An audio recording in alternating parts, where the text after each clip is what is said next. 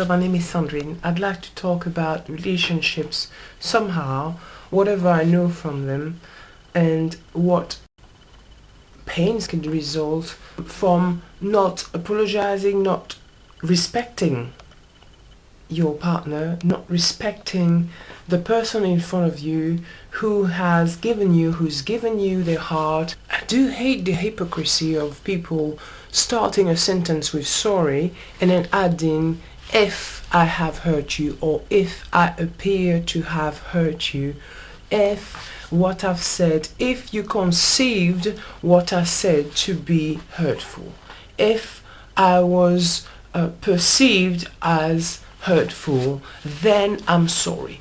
Basically, twisting the subject around, turning the tables onto the person who is making the accusation, deciding that they must maybe shift the blame and turn the analysis on the person who's reacting.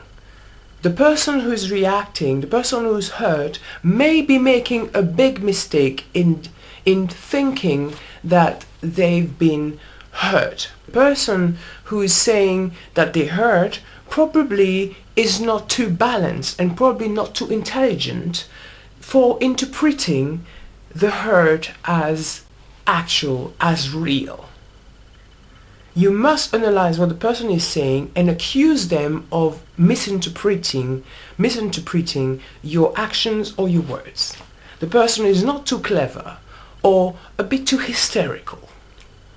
Now, I understand that some companies refuse to put in writing anything to acknowledge their wrongdoing. That is bad enough because that would actually save a lot of court cases. But it's horrible when it's somebody that you care about, somebody you spend time with, you related to, somebody you opened your heart to, you gave your time to, somebody you cared for, and somebody you had a personal relationship with turns around and says, and look, I'm not sure if you should be offended at all in the first place. I'm not really sure you should be hurt. I'm not sure you understood what I said.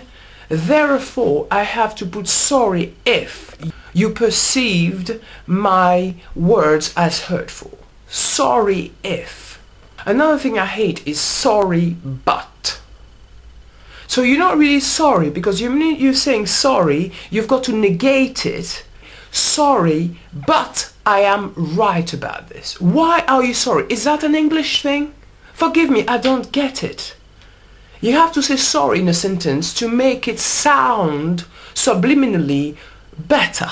But what you're saying is that the person is wrong, so you're really shoving the thing right back in their face on top of having hurt them and denied any respect to them. In the same breath, you apologizing and attacking. In the same breath, you apologizing and crapping all over the person.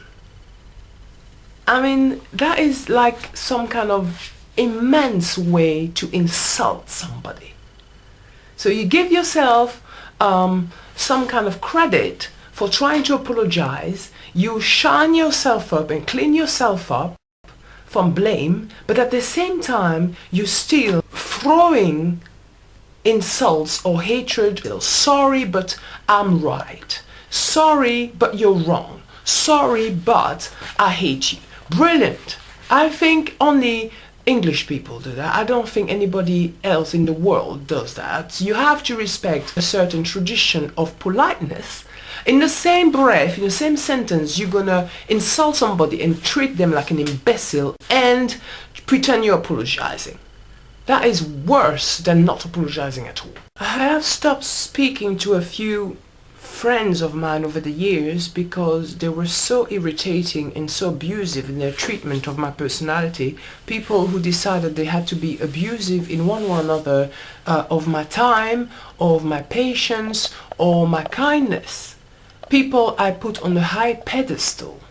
And I'm talking boyfriends or friends whom I trusted with my life, my confidence, my heart, my emotions, my spare time, and people I used to go around helping one another, helping their children, helping with their life. People I cared about a lot, people who pronounce horrible statements about me, insulted me not necessarily in words but in actions as well, and refused to apologize.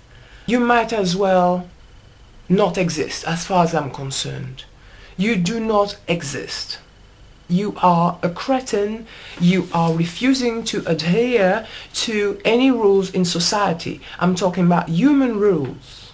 You know, we're human beings because we have this intelligence over animals in theory, which means that if there is a communication to be had over a problem, let's have this communication. If I present the problem to you, why are you not trying to correct it? You don't really care about me then, do you? And I don't understand this, because so many people could go over and say sorry, and so many wars would be avoided, so many conflicts, so many divorces, so many breakups would be avoided. So when you do something to insult somebody, to belittle them or to mistreat them, it does affect their self-worth. The least you can do is apologize, not just think about what you're getting out. And I wish some adults, some grown-ups would understand that, because some 6-year-olds actually do. Apologizing can help remove statements about somebody's value. It helps a lot to remove some of the wounds you left behind, and it helps to rebuild that person's self-confidence and value system, because they might feel that they're worth better treatment, they're worth better relationships, they're worthy of being loved, they're worthy of being respected. It's really not much asking, and yet so many people are selfish about it, and I wish I knew why. It's so disgusting. That's what it is. It is a bit like street littering. You have a beautiful society and a beautiful city, buildings and trees, and then people just drop stuff and won't pick it up. And selfish. Somebody has to go around and pick it up. And then some cretins are gonna shout at you, get over it. Don't dump your litter on my doorstep in the first place. You had a nice meal, you had a nice vindaloo, you had a nice pack of crisps, a nice tin of Coke. Why don't you throw it in a bin like everybody else? Why don't you go to a loo like everybody? Why do you have to throw everything on my doorstep, or even worse, in my living room, only to tell me to clean it up myself? This is laziness emotionally. It's disgusting.